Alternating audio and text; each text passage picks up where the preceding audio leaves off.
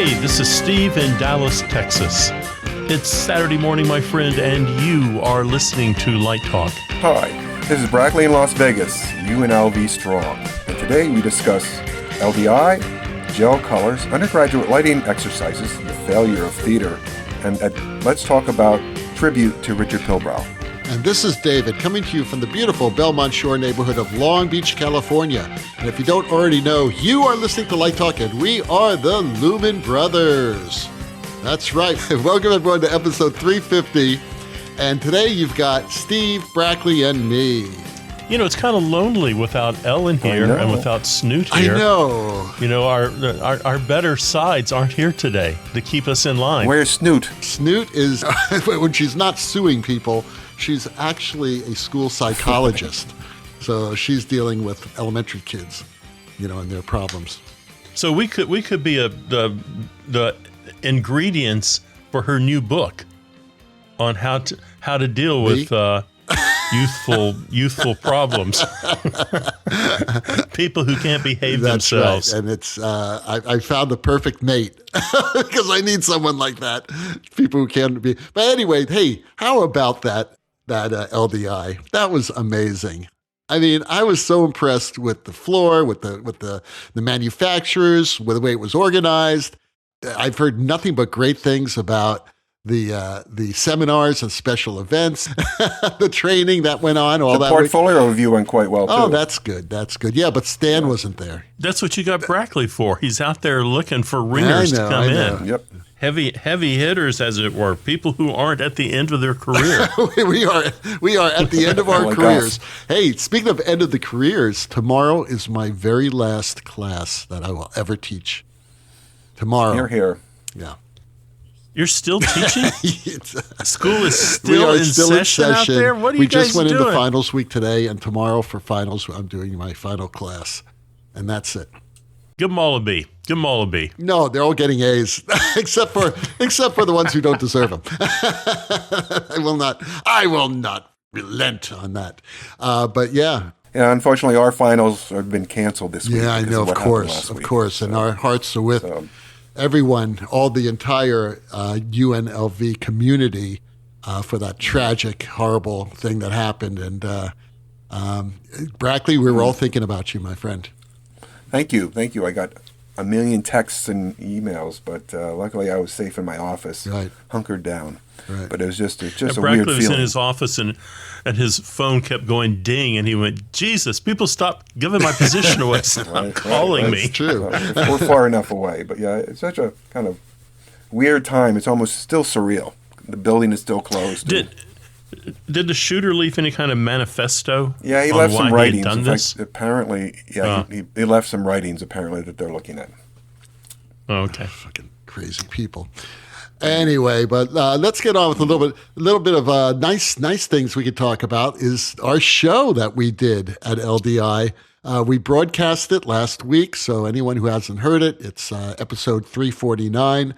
And boy, was that a lot of fun or what? What do you guys think? That was. And we won. We had a good winner. It was Jackie with an I. Yes. Jackie won. She's going to be on the show again. She got her favorite iguana. She got the iguana. Yeah, but I feel a little bad for the duck and the monkey. It's like the toys at Christmas time no one wants. The duck was sitting there, the monkey was sitting there, and she just walked right past well, them. she was smart. She knew from the beginning she wanted the iguana.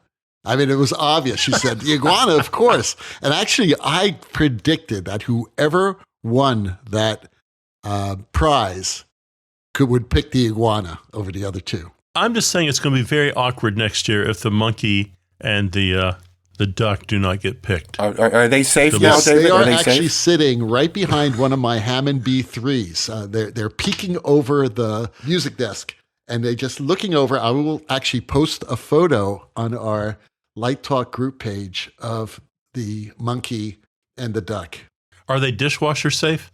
They are dishwasher safe. When the taxidermist returned the carcasses to us, I made sure that they had a coating that would protect them from dishwashers. So okay.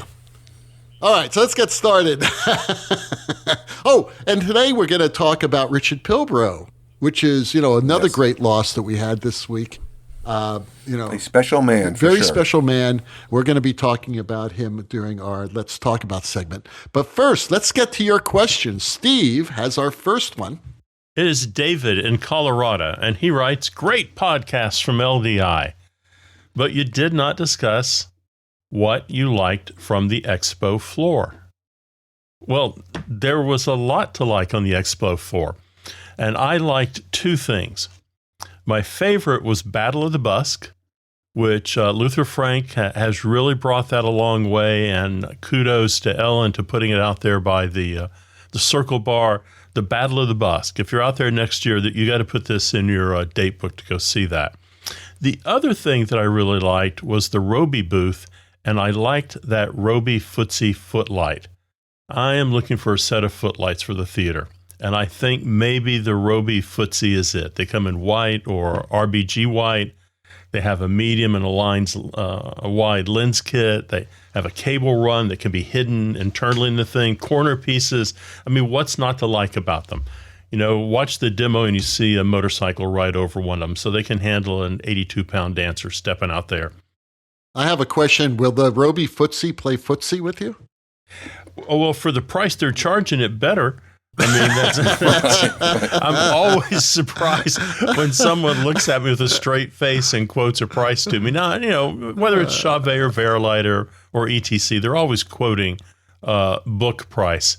But I'm always like, list price. Yeah, I'm always kind of, my heart skips a beat when they tell me that. But I know probably it's on the open market, it's probably 20 to 30% less than what they're quoting.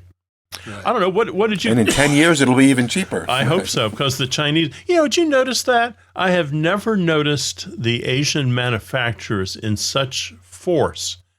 At least on Sunday, they were out in force with video cameras, and they had cameras. It wasn't like a subtle little photograph with their cell phone. They were cameras just coming into the booth and standing there shooting. I was really surprised by that it was so blatant this year. Anyhow, what did you guys see at? I like the Battle of the Busk because one of my students she was the first one that was doing it, and she learned so much from that experience. And the people, Luther was very, very kind to her, and she just learned a lot. And I think it was a very good experience. So, of those want to go next year, please sign up because it's a great experience. And I just thought what I didn't like was. Do you guys notice a lot of haze in the building? More so than like earlier years? Yes, it's just an old man, Brackley. And it's so loud. It's stupid. You're turning into stand. No, not loud. That's the problem. You're turning into stand. Smoke in the air. Now I was talking to an uncommonly good-looking man by the name of Bobby Hale. I miss Bobby. And he said, "Can you breathe?" Not anymore. I agree with Brackley. It seemed to me to be a lot of haze in the air. Just more than normal, more than usual is what I thought. When I arrived on the floor, I was with Snoot, and unfortunately Snoot has really bad asthma. And last year, she was pelted by that gun that she would shoot the haze out. Remember that? There's this one booth, they had a gun, and they shot it right at her, and she had this horrible asthma attack. So we decided, if the haze got too bad, we were going to leave immediately. And I told her, I said, if you start feeling weird or whatever, we're out of here, okay? And when we arrived, and we saw Steve, like in the first 10 minutes we were there. Yep. And when we arrived, it was okay. It was tolerable. But boy, in an hour on that floor, it got so thick. And Brackley, you're right. I don't think and by Sunday, you couldn't see the hand in front of you. But I did like the Robe booth as well. That was one of my favorite booths. There you go. I was not crazy about Robe, only because I hated the show. I thought the show was just really ridiculous. I know Steve liked it. I didn't like it.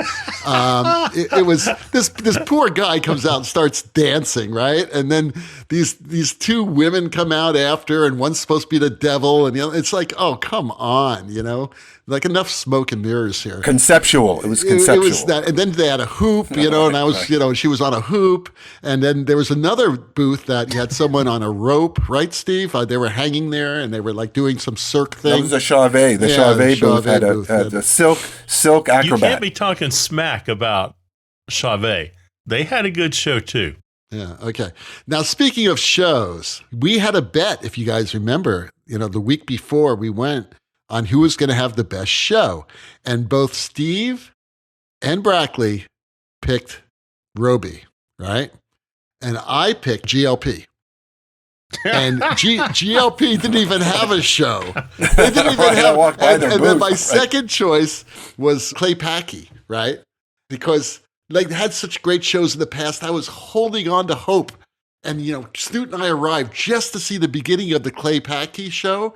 And that lasted like a minute and a half. It was the most disappointing show I've ever seen. So I told Steve, just saying. In the first 30 seconds, both of my picks let me down. So I was very, very sad about that. You clearly didn't know the secret password, because on the third floor of the convention center, that's where the Clay Packy secret show was. Well, screw them. I'm never going to specify another Clay Packy product ever.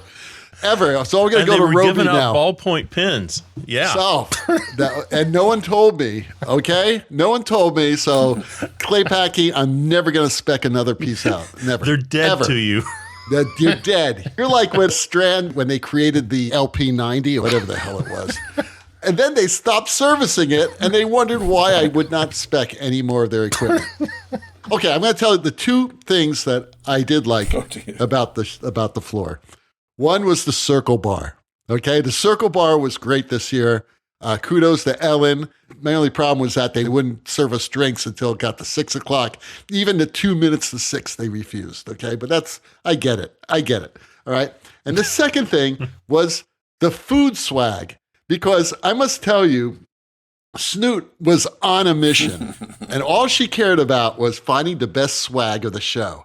And there was some great food swag. There was terrific chocolate chip cookies at one of the Chinese booths. I believe they were called Infiled or Infi LED. Anyway, they make great LED panels, but what they make better are chocolate chip cookies. Let me tell you, they were off the charts. ETC used to have chocolate chip cookies, so I missed. They didn't have that. They didn't have that. I missed that. Well, usually they had that up in their private room. Right. Yeah. Right. But I wasn't even invited to any of the private rooms. They wanted to keep me out of everything. Well, Clay Packy heard about you. They didn't want you. I don't think. There was somebody at the door saying, "David's coming in. Let's do the short show." Okay. Let's take the signs down.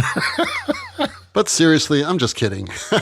I love Clay Packy and Roby and the rest of them. They're all great companies. Just having a little fun. That's all I have. Okay, I have the next question. So, from the LDI podcast question pool, what is your favorite front light gel? What's a gel? I think they mean color. Answer. I think they mean color. What's a gel? Yeah, front light. I used to like, for a cool, I always liked Lee 201 for some reason. There was something about Lee 201 that was a nice gel. Didn't have a lot of green in it, so I was fond of that one for cool. And I can't remember what I did for warm. Maybe sometimes no color, which isn't a gel, obviously. No, that's what it's a color. It could be. You could buy Lee Clear. Oh, yeah, 119. Put some 119, just a little. I put that fuzzes it up a little bit, though. But just tiny. But you don't use diffusion in your front light. I do. Yeah, so I always use diffusion. Light Hamburg frost. What's that? 114. Something 119. 119. 119 is really what the go-to. I don't remember numbers. Numbers were never good. I know some designers memorize numbers, especially when we were in college, and I could never do that. I just looked at the gel and said, "That one's pretty. I want to put that one." There you go. How about you guys? What is your favorite gel? I like GAM. I'm a GAM fan. I've always kind of liked. Do they still make gel? Are they still alive, GAM? Well, I thought they were out of business, but I looked them up online today, and there were sites selling it. So maybe they're selling, inventory that's left in Roscoe World. I like their Steve Wood's inventory. I like their sand range a lot, and I liked Winter White. So I thought those were a couple good. They did their jobs. Now, if I'm getting crazy, a little French rose. What about you, David? French rose. French rose. Skelton Sangria. Okay, to our student listeners, what Professor Freyer and Woods are talking about are color correction filters for front light. And it just depends on what you're using front light for. I use very little front light, but I always have a front light circuit because you never know when you're going to need to activate the skin on the actor's face or the costumes, or just to fill in just a little bit of shadow. And in the old days, we used to have double front light. We used to have like a warm and a cool that we would mix for each area. Nowadays with LED, you don't really need all that. You just need one light, for each area coming from the front. But if we're using tungsten fixtures, which is what we're talking about now, then yes, you're going to have to color correct, because if you're using that light and you're using it like only 20 or 30% just to activate skin tones, it's going to be very, very warm, and it may not work for muddy. Yeah, and may not work for your atmospheres. I mean, it will pull out colors, but it's going to be more toward the amber side. So what we do is we put in a color correction filter like 200, 201, 202, or Steve's winter solstice. What do you call that from GAM? Winter's bliss. There's also a really good jazz album. Sandstorm. I can't think of who it is now. Who did Winter Solstice? That was the piano player. He did Canyon Dreams also. George Winston. That's who wrote it. Anyway, but getting back, so that's what they're talking about. And so I must say it just depends. I use the range of anywhere between Lee 200 and Lee 202, sometimes 203. Depends, on the palette. All right. From the LDI podcast question pool, for people who don't know what you were talking about, what part of our show at LDI is we have this sort of this ice contest. bucket. And I steal an ice bucket from the Westgate Hotel, and I bring it. By the way, someone restole that ice bucket because we couldn't find it at the end of the show. I was going to return it. Believe it or not, I actually returned the ice bucket. So if any of you have the ice bucket, please bring it next year so that we can, no questions asked. That just I just want to get Did it you back. get an extra charge on your hotel bill? No, we didn't, amazingly. That just speaks to Light Talk and to you, David. Everything you touch turns into a Light Talk collector's item. Even an ice bucket. My brother asked me if anyone ever asks us for autographs. I said, "Are you kidding me?" on my check Exactly. at the restaurant, they asked for my signature. All right, so we only picked out 5 questions, and 5 people got fezzes, and out of that, one person got the magic fez. She chose the fez, the bald fez, which says something about bald men. I'm telling you that right now, So thank you, Jackie. I mean, thank you for picking out that bald fez. But that's a whole nother story. So everybody puts their questions in. We had, about 50, 60 people there. I didn't count. And so we only used 5 of those questions. So now we have, 55 questions. A bunch. That we can use. Why, you didn't get them all? Not much? No, I got them all. They're sitting here. Okay, good. Okay, great. So this is from that question pool. So we're going to get to all the questions. We promised that to our listeners. What is your favorite front? No, that's Brackley's. From the LDI podcast question pool, can you share your favorite exercise for undergrads just starting a design class?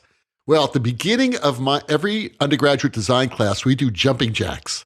And I think jumping jacks is really the best way to get warmed up for a design class. What do you guys use? We don't do jumping jacks. Oh, what do you use? What's your favorite exercise? The exercise I have them take photos of light in nature, and they have to accumulate 10 photos, and then they have to kind of explain why that, like sunset, sunrise, the shadows through trees, et cetera, et cetera. So I think it's a good exercise for them to kind of start looking about how light is in nature. How do they get healthy from that? I mean, aren't they supposed? Are you supposed to warm them up, right? You got to get them out running and moving it's their that bodies. kind of exercise. That's what I'm reading. What is your favorite wrong. exercise? I mean, is that what they're talking about? Oh, are they push-ups? Push-ups. Okay, push-ups. Okay, squats. Okay. All right, I know what you're talking about now. Okay, never mind. Exercise. just starting a design class, okay? I tell them that they need to experience as much art as possible. They need to learn how to draw. Yes, I'm from the old school, not because they need to know how to draw when they do renderings, which we know that you don't need to know anymore, but learning how to draw is not learning how to actually draw, it's learning how to see.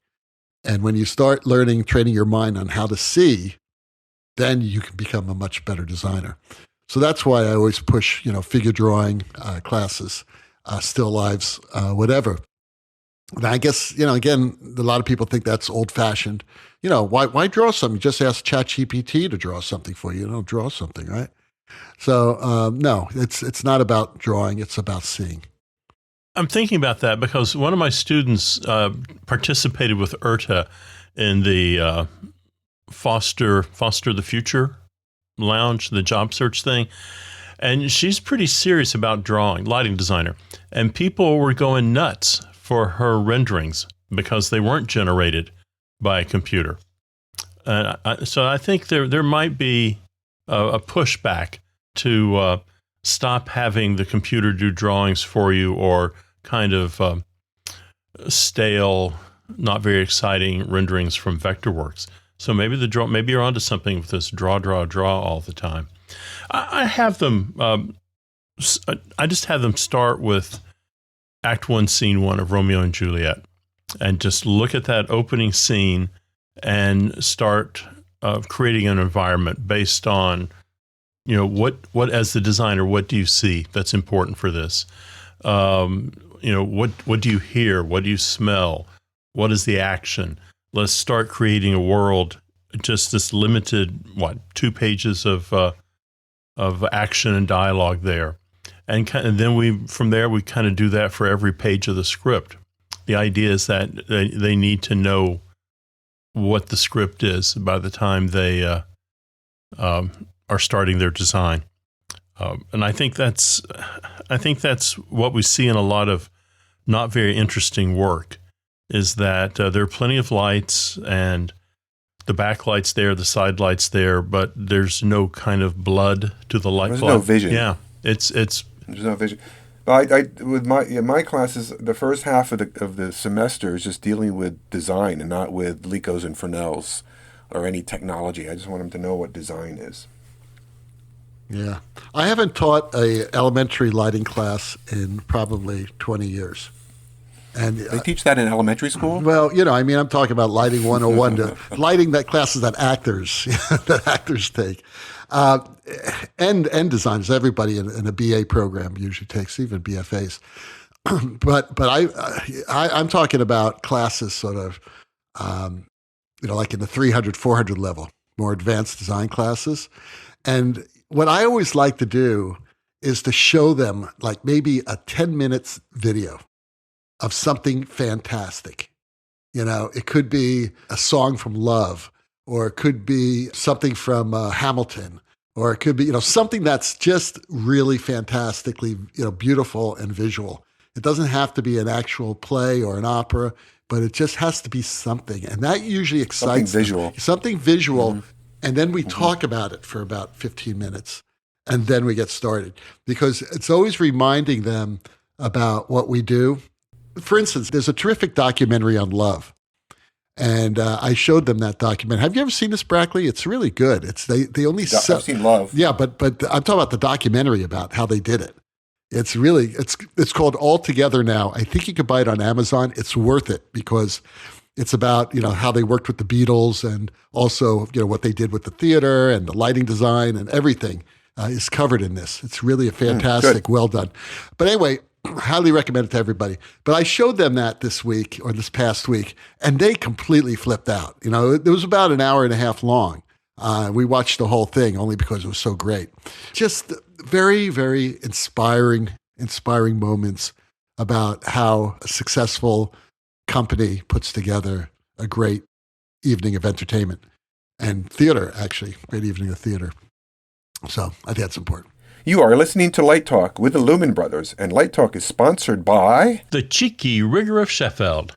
Since 1973, the cheeky rigor of Sheffield has been serving the entertainment industry with forward-thinking stagehand fashion, underwear, and holiday cologne for men. This year is no different. Today, we are proud to announce our 3 new fragrances for the holidays: Pyro, Fog, and LED. Pyro. The ancient Spartans understood passion, thus pyro, a combining form of fire, heat, and high temperature. Pyro is a subtle blend of smoke, pinyon wood, and just a hint of brisket. This Christmas, ask yourself, what gift do I bring to the holiday party? We suggest you heat up the holidays with Pyro. Next, Fog. Fog, the name says it all. Fog is the apex of mystery colognes. Fog will surround and transform you into the sexy savage you know you are. Fog knows no boundaries. Fog will equally stimulate all sexes, so be careful. A little splash goes a long way. If Eugene O'Neill were around today, Fog would be his scent. The fog was where I wanted to be. O'Neill knew a thing or two about fog. But perhaps you like to sail close to the wind. Then by all means, when you achieve the perfect balance of fog, pour even more on. Bathe in fog. Choke the room in fog. Rejoice in the cries of people begging for relief from fog. Then add some more. Finally, our breakthrough fragrance, our creme de la creme, our masterpiece, our Mona Lisa. LED. LED. Lust, envy, and desire. Part of our new 7 Deadly Sins line. The name says it all. Lead. If you are ready for naughty adventure, then lead is for you. Lead. Suitable for rodeos, the roller disco, and cricket matches. Just a single drop says, I'm not lead, that dead weight. I'm the other lead, the bright, shining, sexy glow of the future. Pyro, fog, and lead, all new for Christmas 2023. Order now, and we will include a bottle of stinky shoe on the bus for all of our rock and roller friends. The cheeky, rigorous Sheffield. We make underwear, too. And now, back to Light Talk.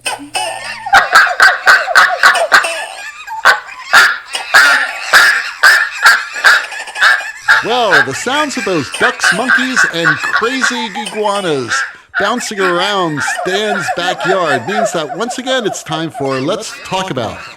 And today's Let's Talk About is all about Richard Pilbrow. As many of you know, Richard Pilbrow passed away this past week. At 90 years old. At 90 years old. That's great. I hope I make 90. I hope I make 85. Well, 85 is the average lifespan for a man born in the 1950s.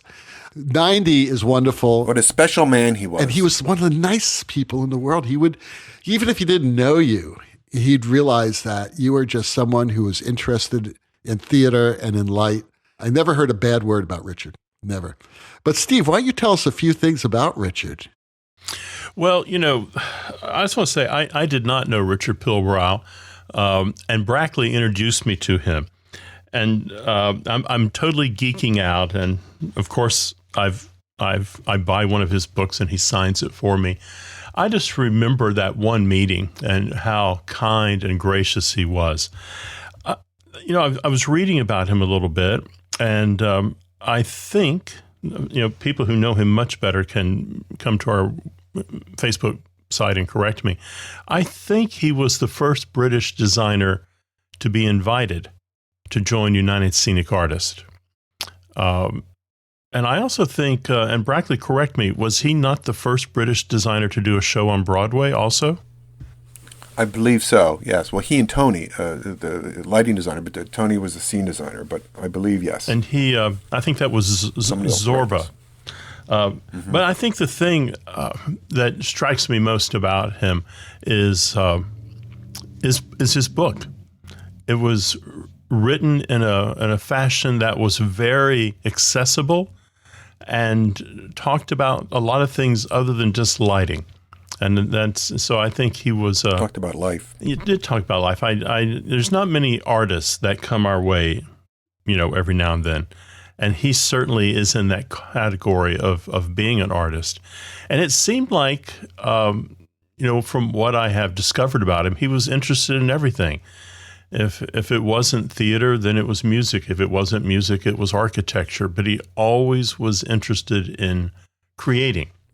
So I think that's... And curious about many things. You knew him better. You certainly knew him better than I did, Brackley. You worked with him at SETC. You worked with him at LDI. Yes, well, I first met him at LDI. I think it was the last LDI in Orlando. He and Tony were doing a panel called A Conversation with Tony Walton and Richard Pilbrow. I went, and only 15 people were at this panel. I was just shocked. I go, these are two well-known designers, and only 15 people at a lighting design conference showed up. So I introduced myself afterward, and I asked them, I asked SETC first, but I asked them if they would love to come to do the same program at SETC. It was in Chattanooga, Tennessee in 2012. And they said, sure. And so I agreed with SETC, and Richard said, one thing, Brackley. What is it? Can you provide a bottle of scotch in our hotel rooms? And I had to go to SETC. I don't think they've ever done that before, but it was a wonderful experience. It turns out Molly, his wife, got her first theater job at SETC. So it was kind of she was coming home to this little thing. But Tony and Richard were just wonderful, warm individuals. We had a number of meals with them, and they're just interesting, great people. So then I also took the show to Long Beach, California, and USITT. And they packed the house in both of those conferences, and it was just a wonderful experience. And they were just wonderful people, both Tony and Richard. Yeah. I also got him to sign his book. Oh, nice. Very nice. Our sister Ellen actually wrote a beautiful memoriam about Richard in live design. We're going to post it on our page. But from it, she quoted 3 amazing lighting designers talking about Richard. Okay, I'm going to read these only because I think they're beautiful. This is from Rob Holliday. I grew up with Richard's book as my teacher when figuring out lighting. Then with his name and his remarkable career as an inspiration as I tried to figure out a career of my own. Finally getting to meet him and actually to work with him for a demo of new lighting technology for a trade show was a defining moment, and despite the high expectations, he exceeded them.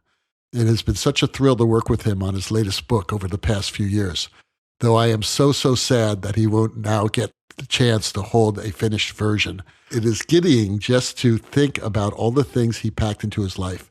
Imagine how exciting actually living that life must have been. Rick Fisher, another friend of the show's, Richard truly was one of a kind, someone who only saw solutions and opportunities. While others can speak more eloquently about his brilliance at design and theater consulting, his embrace of technological innovations, his importance as an author, producer, and mentor, what I am most reminded of when I think about this wonderful, inspirational man is his true enthusiasm for all the people who make up our world.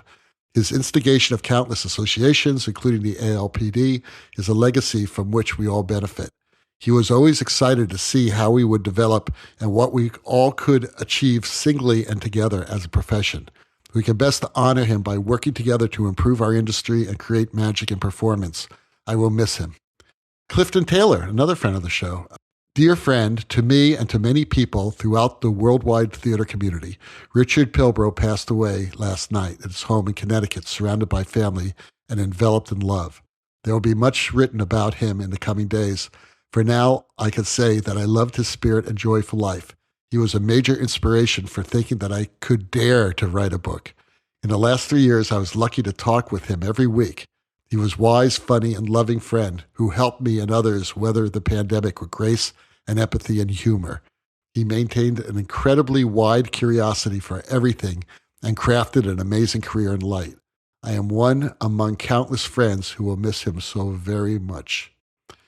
Anyway, those are beautiful words written by colleagues of ours. I don't know how we could even add to that because he was just so giving. He was a true educator. Wrote the definitive book on lighting design. And now there's another one out. It sort of answers our questions. How do you prepare? What exercises do you want to give students before they start? Read these books. It's funny at SETC while he was there, he and Tony were given Lifetime Achievement Awards, and I introduced them at the banquet. I don't know if you've ever been to one of those banquets. Oh, sure. At SETC, they have all these screaming kids that are up for plays. They do all these plays during the convention, and they're all up for the awards. And it's an award banquet as well. So Richard was just taken aback and just so interested in the enthusiasm of all the students in the room. He was just really, really, as I say, taken aback by that. Just wonderful, he said. This is great. This is great. These kids have great enthusiasm. Yeah, my only regret is that we never had him on the show. And we talked about it. I believe Stan tried to do it, but he was just so busy. There was early on, and then it sort of like fell through the cracks, and that's our fault. So, Richard, thank you so much for all you've done for our profession, from educating the kids to creating beautiful designs. So there you go. So Steve has our last question of the day. It comes from Carol in Illinois, and she asks, do you think small theaters are going to fail given the struggle Lord houses are going through now? I heard an interesting little blurb on NPR a few weeks ago. They were chatting with the artistic director of the Pasadena Playhouse. And somewhere in the conversation, there was speculation that it was so bad that perhaps 50% of Lord theaters might have to really rein in their budgets quite a bit. And there were certainly going to be more failures that we saw heading into the next decade. However, I think it's exactly the opposite. I think while the Lord houses and the big commercial houses may start to fail, I think the smaller operations are going to do fine. And I base that off of their overhead. It's one thing to say, oh, it's all proportional, it's all the same. I don't think so. I think producing a show for $10,000 is very different than producing a show for $250,000. And the fundraising goals and the ticket sale goals are very different between the smaller theaters and the large established houses. I think smaller theaters are a little bit more nimble on their feet, and they can read the situation and change much faster. I think even their board of directors, for the small theaters that do have board of directors, I think the board of directors are a little bit more open to change. It's very difficult. You start looking at this big aircraft carrier that is a Lort B house. It takes something goofy like 23 miles to turn an aircraft carrier around.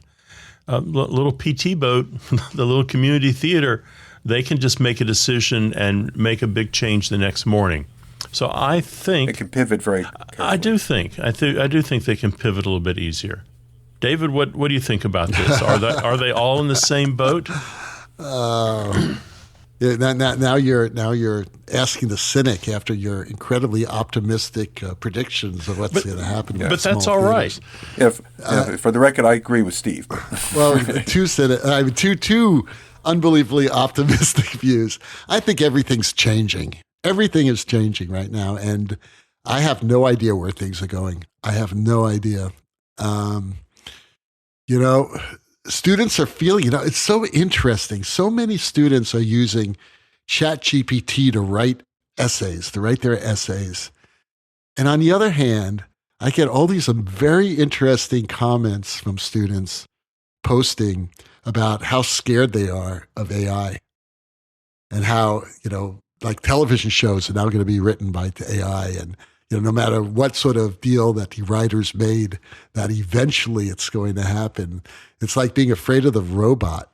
And, we've had this discussion for a long time. And it's a whole nother discussion about AI. But things are changing. I have no idea what's going to happen to Lord theaters. All I know is that right now it doesn't look very good. That's all I'm going to say. Brackley? Yeah, I agree with Steve. I think the lower theaters, their overhead is so large that the smaller theaters, don't necessarily have to use union. The Lords has signed all these union contracts, and they don't. I like unions, but I mean, it's cheaper, and for a lot of the smaller theaters, we have a number of small theaters that have grown here in Las Vegas that have been incredible. To support that, I'm going to say one thing. Think of these small theaters like these dingy nightclubs where I play at, all right? And think about that. When I do a gig nowadays, I'm lucky to make $100 for the evening, all right? Now, I don't need the money, but if you're a professional musician, and I work with professional musicians, that's what they're working for. Sometimes less. There's no reason other than they love it, which is why I believe that the smaller theaters, I see your point of view, and it may work out. I just don't know. I'm not sure. But there'll always be people wanting to create theater in any type of professional setting. Like there'll always be musicians who want to play music in any type of club. You know what I mean? Or dancers and all that. The arts are more than money, and which is why I always tell people, if you're in it for the money, you're in the wrong business. Right. I was fortunate that I was able to have an actual career in the arts and make enough money, but I still taught and I still did other things to make even more money. I don't think, you can depend on earning $70,000, $80,000 a year by itself and then live in a large city. It's not going to, that's like it's almost poverty, especially if you have a family. So, I think that it's a hobby for a lot of people, and it's got to be. And there's nothing wrong with a hobby. It's an artistic hobby, and that's what's wrong with that. Nothing. I love playing music. It's an artistic hobby. So, absolutely. There you go. So on that note, boy, this depressing show. Oh my God. Happy note. And we had such a great show last week in Vegas, and now this is like I'm ready to go to bed. This is not good. I don't know. I can't do the ending. Well, now you tune into Ethan Steimel's podcast, Artistic Finance, and you start figuring out a way that you can make a living doing the thing that you love to do. You got to start somewhere. Absolutely. But it's really tough when you're earning nothing. I just think that people need other work that's outside the theater. Everyone's doing something else. Look, we've got this podcast that rakes in hundreds of thousands of dollars a week. I mean, if it wasn't for this podcast, we wouldn't be able to do what we do. So wait a minute. I missed something there. What's that? What did you miss? Money. You don't have to worry about the money, Brackley. Okay. Steve, Stan, and I, we've got all the rights locked up. It all comes in funnels into us. Right, Steve? Right. Well, the rocking sounds of the Luminoids tell us that once again you've spent another morning listening to Light Talk. You can hear our show on just about every podcast site out there. Check out our website at lighttalk.org and be sure to follow us on Facebook and subscribe to our podcast. That way you will not miss a second of Light Talk insanity. No guarantee is offered regarding the accuracy of any of the statements or opinions made on this podcast. However, if you do decide to litigate, the Snoot Group with a legal team of Sparks, Burnout, and Chase will defend us until our retirement funds are depleted. Light Talk is written and produced by the Lumen Brothers, coming to you from Long Beach, Las Vegas, Nevada, and the Republic of Texas. And be sure to join us next week when we talk about more lighting shenanigans and serve you more of our casserole of nonsense. Light Talk, broadcasting questionable Lumen knowledge and humor around the world. So we'll see you all next Saturday morning. Bye-bye from Light Talk.